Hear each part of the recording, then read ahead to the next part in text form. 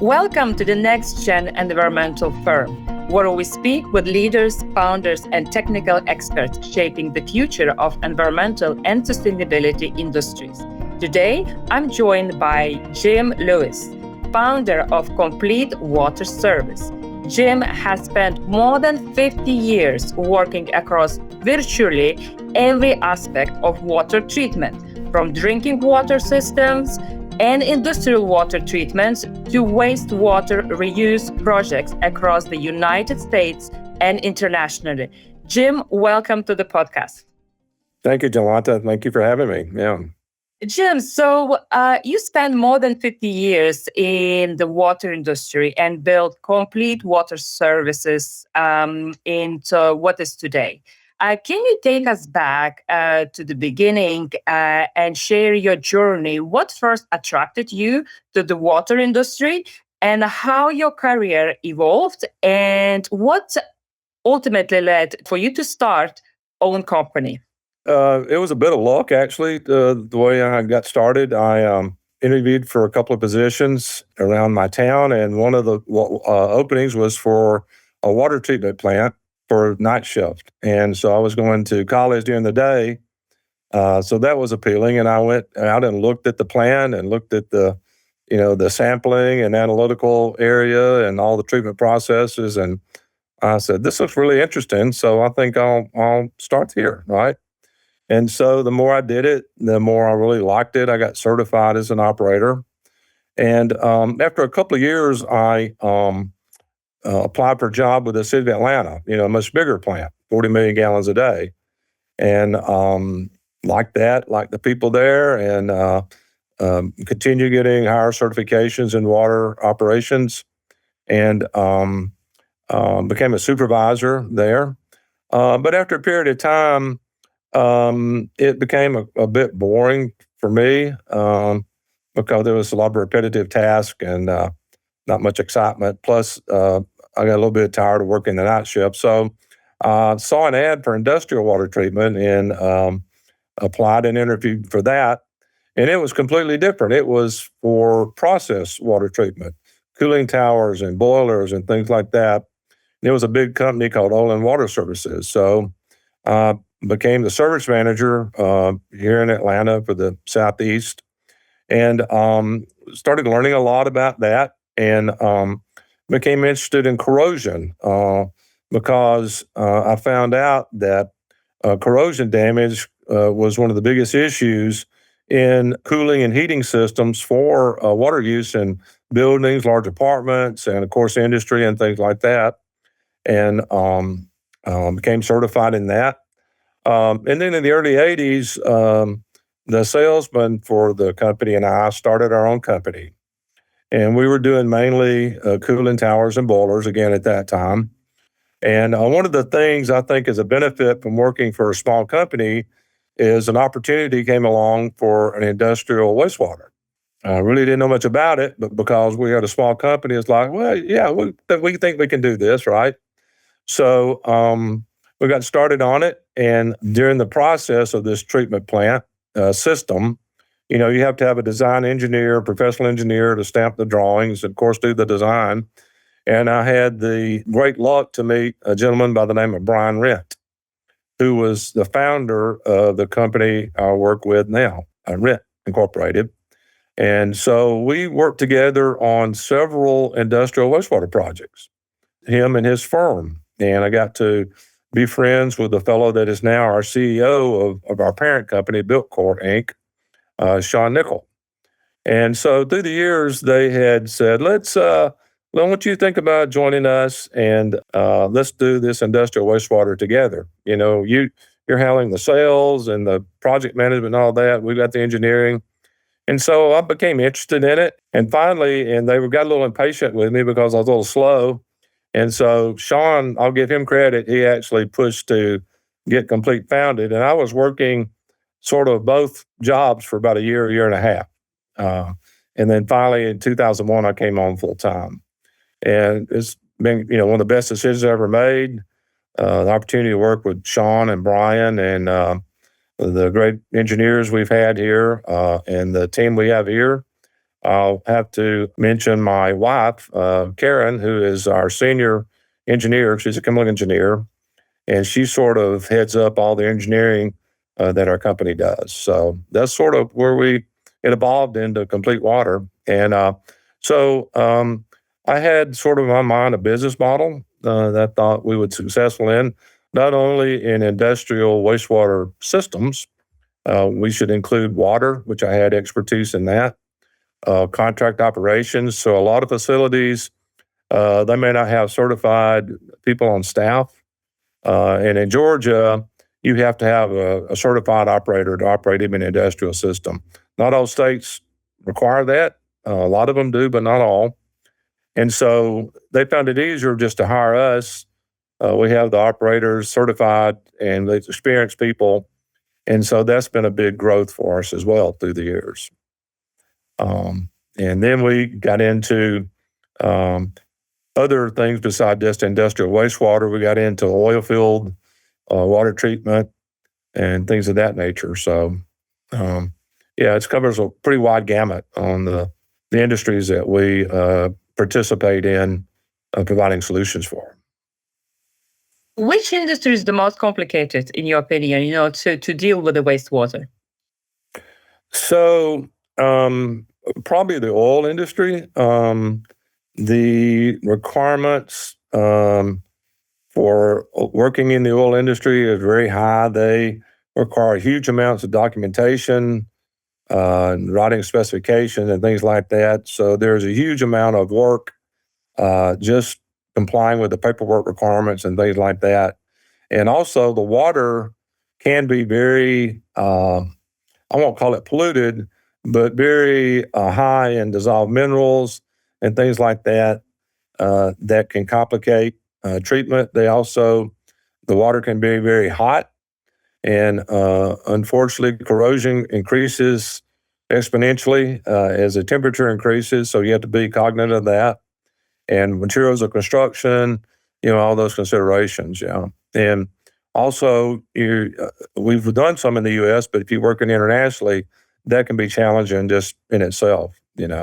So, for the people who are not in the water industry, right, not on the wastewater, could you explain, maybe even giving example, what the operations looks like? So, let's say you have a project, you have a new facility, or you have a new customer, how does it work? How long does it take for the project to be completed? So I'll give you an example. Let's say it's a new food plant. We do a lot of food plant wastewater. So the new food plant's coming in, and so you have to determine, well, how many gallons per day will it be? Okay. And sometimes they don't really know that if it's a new plant. So you have to really try to do you have these machines that produce this amount of water, things like that. So you really need to know that, though. That's your primary design basis. And then you determine what kind of foods are they processing, because certain foods may require different types of treatment. For example, vegetables may only require washing and cleaning, but they all inherently have to include sanitation because bacteria, things like that, you cannot have that in the food supply, right? So they will use disinfectants, sanitizers that are very high strength. But unfortunately, if you have high organic matter, so these plants all require permits, discharge permits, Right. and that goes back to the Clean Water Act, and I may have an opportunity to talk about that, later on. But so essentially, the Clean Water Act, the Congress required the NPDES, National Pollution Discharge Elimination System. And so what they did is EPA said, okay, certain facilities or certain industries, they call them categorical industries, are required to meet certain limits, no matter where they are in the United States. And local permitting authorities may make it more stringent, but a minimum, they have to meet those standards, right? So you have to look at the permit requirements. And so for food, they have a lot of organic matter. So you have contaminants like BOD is almost included, biochemical oxygen demand. What that means is organic material that if it gets in the waterway, how much oxygen is demanded or how much may it pull from the water stream, the receiving stream. So Right. And if it's going to a municipal treatment plant, it can't be too high because a treatment plant, that's a huge burden on it, and it may not be able to meet that. Other considerations are ammonia, phosphorus, and things like that. So you sort of determine by the nature of the food what those contaminants might be, and you design the treatment processes for that. And the treatment process may include screening for solids, large solids, or trash, hair nets, earplugs, things like that. And equalization is a big key. We take over a lot of or help people with badly designed systems, let's call it. And almost always we say they don't have sufficient equalization time. And so why is equalization important? It's because it's not the same homogeneous water like you have with water coming from sanitary, from cities, right? It may have super high flows for 3 hours, and it's got a lot of solids, and it's got a lot of sugars and things like that. And then it may have several hours of sanitizers that can affect your biological processes. So you have to take all the consideration. And then you come up with a process to remove the solids. And then you want to treat just the dissolved organic or dissolved contaminants like BOD and ammonia and things like that. So we would include a biological process.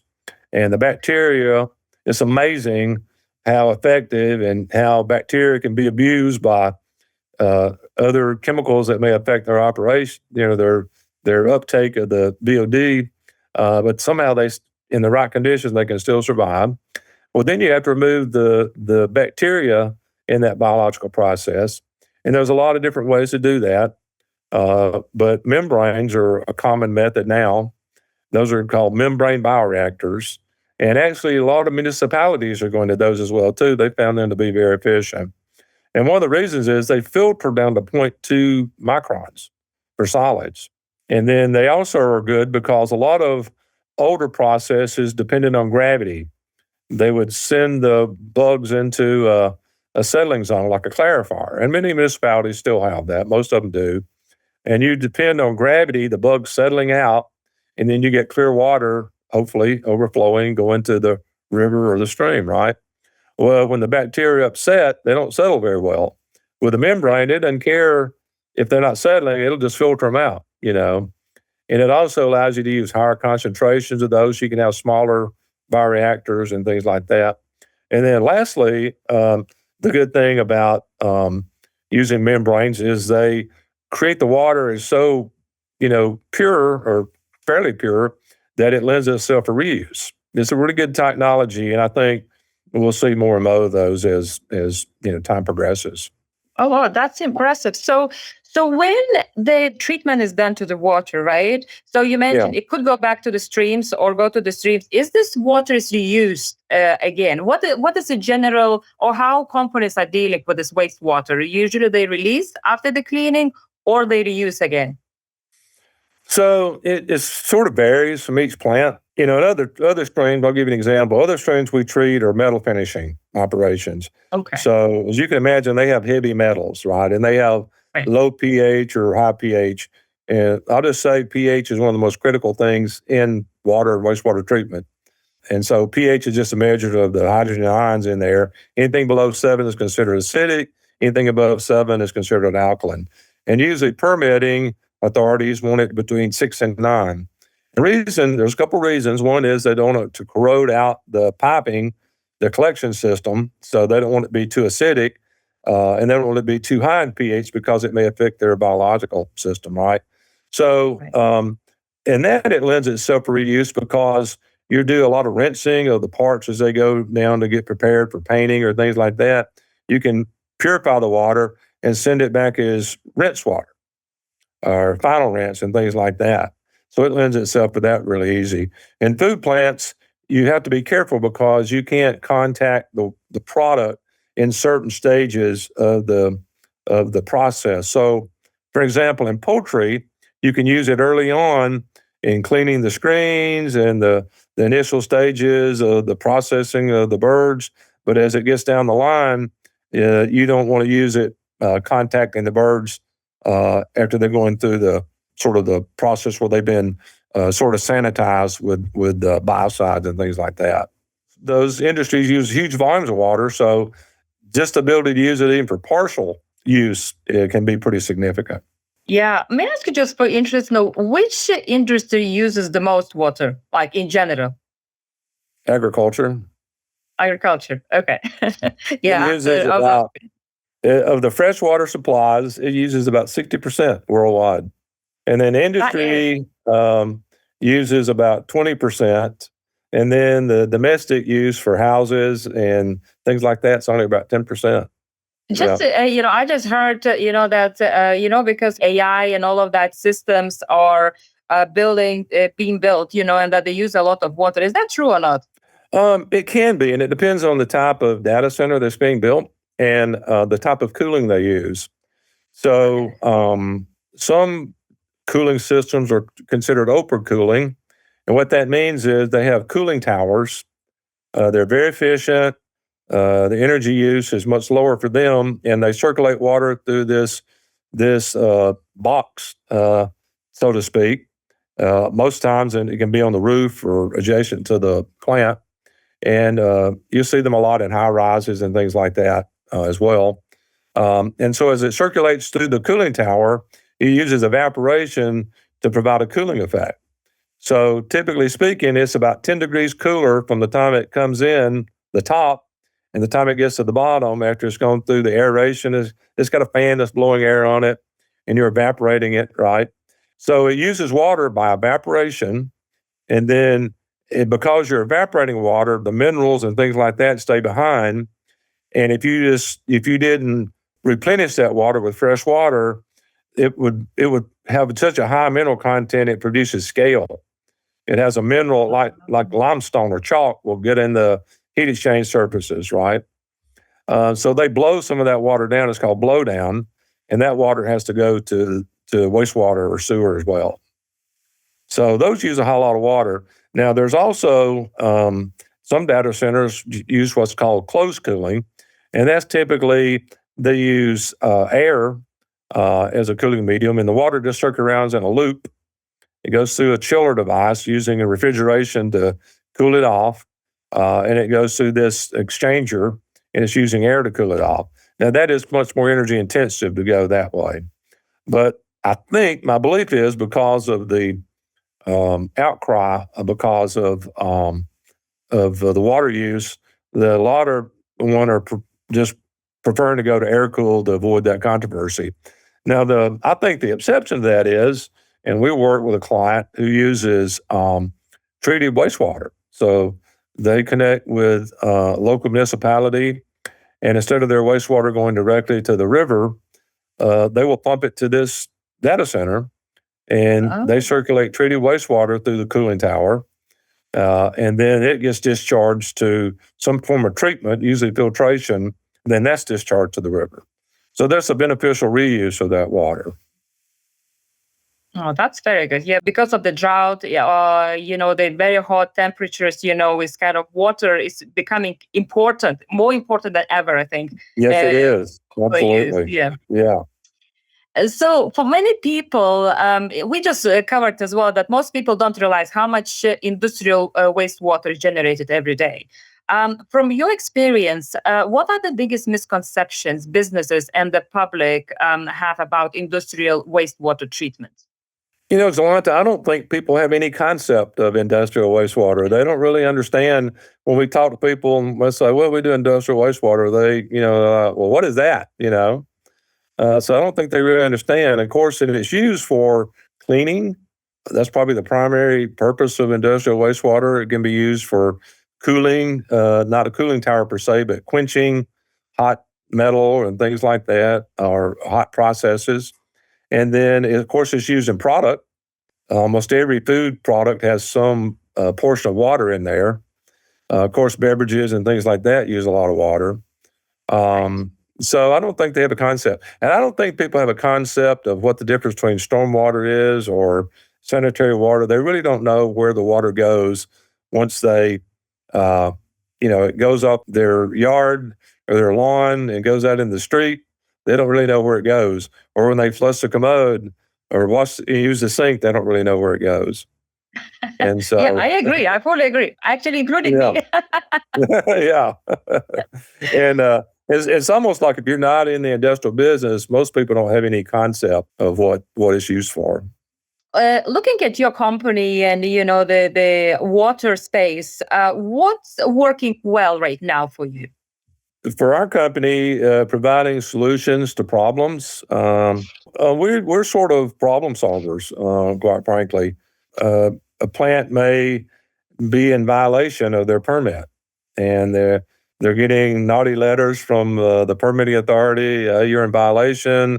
We may have to put your name in the paper as a significant violator, and of course they'll turn the heat up, and they start fining them and things like that. So we'll go in and evaluate what's causing those violations, and we work with companies. So yeah, some components in your wastewater system may not be uh, suitable for what your flow rates are, or it's not just performing very well, but some components may be good. So we try to keep the stuff that's still beneficial and still has a role in the treatment and just replace what's necessary. And so, yeah, we don't want to sell anybody anything they don't need, but we welcome the opportunity to help them with their problems. Yeah. Do companies are more proactive or reactive when they have issue with the wastewater? I think majority are probably reactive. And there's some reasons for that. Companies in general don't like to spend money on wastewater treatment. It's an overhead. It doesn't make the plant look better. It doesn't make the plant more efficient and all that. But it's just sort of a necessary evil in some people's minds. I don't think it is, but they think it's just a necessary thing they have to do to stay in operation. And a lot of that goes back to the Clean Water Act that said, you can't just dump anything down the drain. You have to meet certain requirements to operate your business. Right. And I believe they have to report as well, right? They do. Yeah. And so the reporting frequency, I've seen it from as much as once per week, and some companies may only have to do it once per quarter. But typically it's once per month, once or twice per month. Okay. So, what major shifts you are seeing in your industry, in wastewater and overall industry water? What is changing? What is maybe current status now, and what shifts you seeing within like 5 to 10 years? Yeah. Well, there's a lot of consolidation. A lot of smaller companies are getting bought up. So you're getting fewer and fewer companies in that space. And the ones that are still there are, really big national or international companies. Technology wise, I would say the use of membranes has increased exponentially since I first started working with them. I think 1991 was the first membrane project I did. And it was unusual then, but it's very common now. And they made a lot of advancements in how well they perform, and becoming more common, and the prices came down, as they become more widely used. So I say that's the primary, those are the biggest ones I've seen. Okay. Okay. And you're seeing this currently happening, or it will be happening more bit later? I think it will happen more in more small businesses like HVAC companies, or representative, equipment rep companies. It may be just some few individuals, and then some big outfit will buy them, and the founders will do well, and this consolidate it. I've seen quite a bit of that, and across the industry, not just water, wastewater. Okay. Yeah. I'm hearing that similar as well. So Yeah. these consolidations, how does it affect your business? Is it that's positive, negative, and how you adapting to these changes? I think it's been positive for us. I believe because we are more nimble than some of the bigger companies may be. We have been very successful, being competitive and things like that. Now they have a greater advertising budgets than we do, and so they have the ability to probably maybe get more business leads than perhaps smaller companies. But overall, I think it's been a net positive for us. Yeah. Oh, that's good to hear. Really fantastic to hear. Now, looking at the future, so if we talk 1 year from now, and you would have the really successful year, what that would be for you? We would have a number of successful projects that in the process of being constructed or designed or online and producing, good quality water. Um, and also with our staff, that we continue to bring on younger people, new people, and I like to see them becoming productive and becoming part of the team. Um, that's enjoyable for me to see that as well. Yeah. So, are you predicting to grow like in revenues in the staff, in the number of team members? Yeah, somewhat, I would say. Yeah. Okay. What about if you have a magic wand and you would like to resolve one problem issue to make your company grow bigger beyond expectations, what that would be? Um, hmm. I would say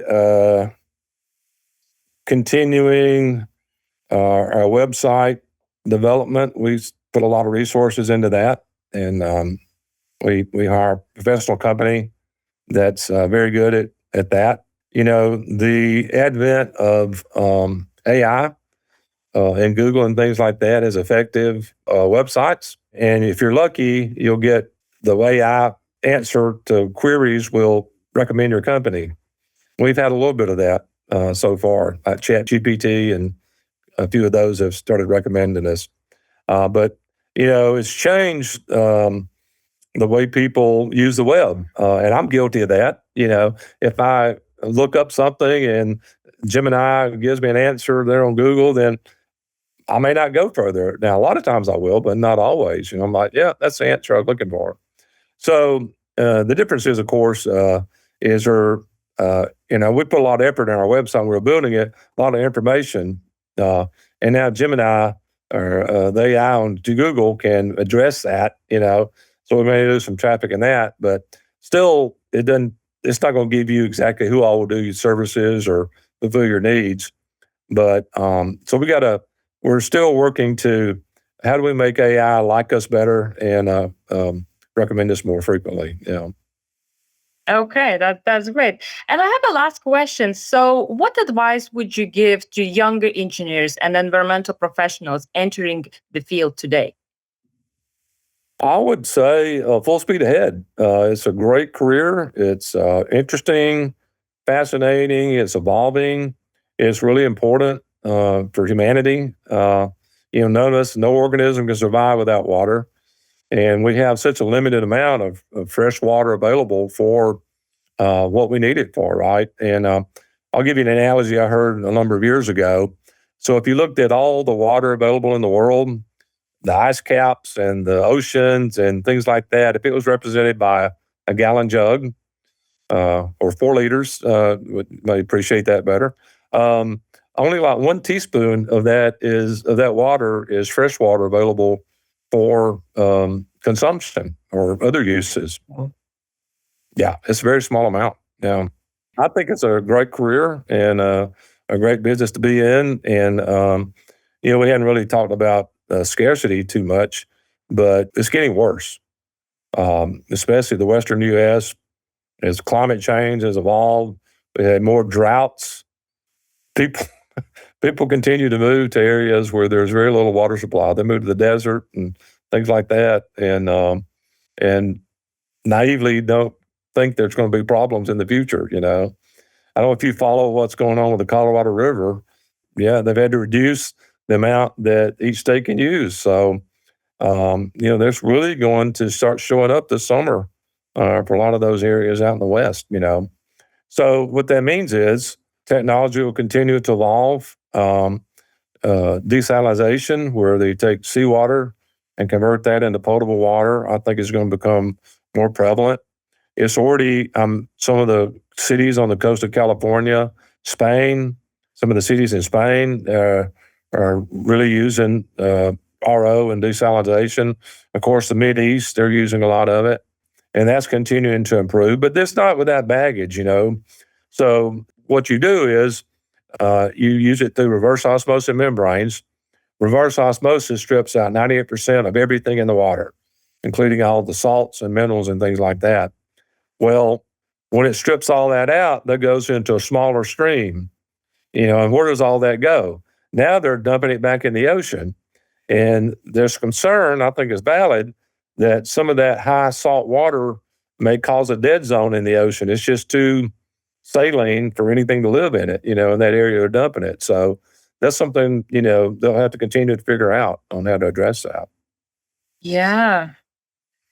Yeah, no, that's for sure. And we watch it even every day. Like I'm in North Carolina, waiting for the rain to come. It's been long time. It's We been have rain. bad drought conditions for us, hasn't it? Yeah.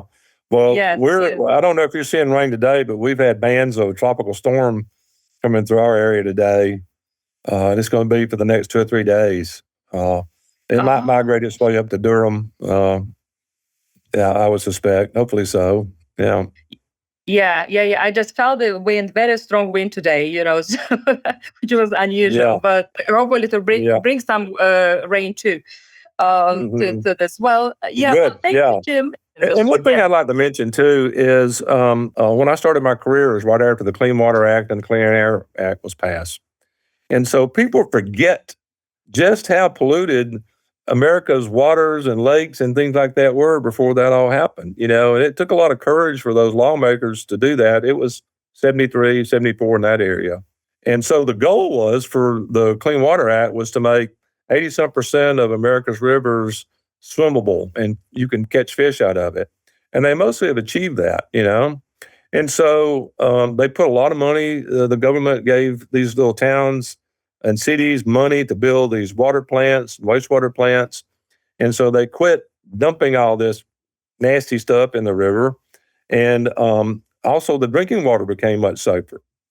And so I tell people, you can go to any bad motel, cheap motel in the US, and you can go to the faucet and get some of the water out. It may not look good, but it won't kill you. And you can't say that about other countries in the world. That's correct. And Yeah. you can't, and I'm sure, you travel a lot, you know what I'm talking about. Yeah. And there's still cities, major cities in the world that are dumping untreated sewage into rivers and things like that. The Po River in Italy is badly foul. They don't do very well there. Of course, Africa is probably some of the most polluted water in the world, and to me, the EPA has done a terrible job of public relations of making people aware, they're just the bad guys now. Oh, they're going to make rules too stringent. We can't afford to meet that and things like that. They don't tell people their story about what they did to clean up pollution in the U.S., to make the air, better to breathe, and then, of course, make the water safe. I mean, in 1968, it's either I heard 2 stories: the Cuyahoga River or the Chicago River caught fire because there was so much pollution in the water. So many, No. yeah, gasoline or whatever was being dumped into it. I haven't heard of any river catching fire lately, so we seem to be making pretty good progress. But why they don't tell that story, I don't know why. I wish they would. Thank you, Jim, for being with me today and talking about wastewater in your company. My pleasure. My pleasure. Yeah. I really enjoyed. And for our listeners, until the next time, please keep learning, keep building, and keep moving forward. Thank you all.